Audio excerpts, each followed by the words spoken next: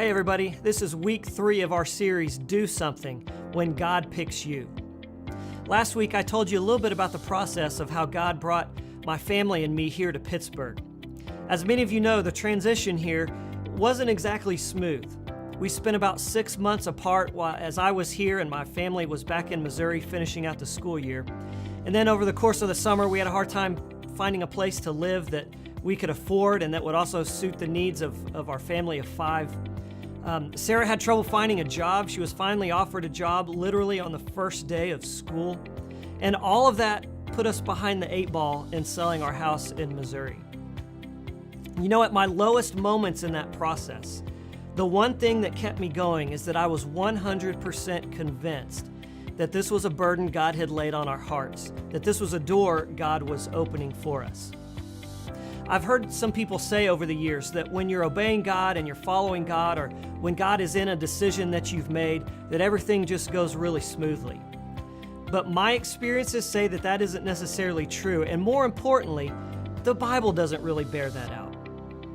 Nehemiah's story tells us about all kinds of trouble and obstacles and challenges that he faced as he led the effort to rebuild the walls of Jerusalem. In fact, at one point, the pace of work was cut in half because half the people would be working while the other half would stand guard.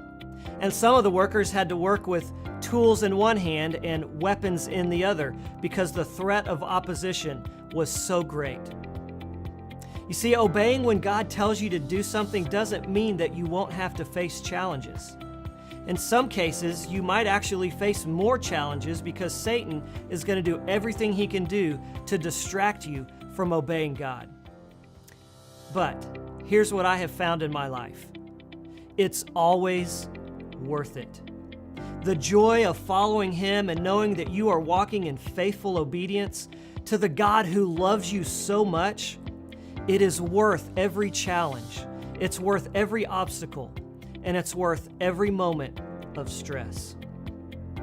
I can't imagine what life would be like right now if my family and I had gotten so discouraged in our transition to Pittsburgh that we had just given up and said, forget it.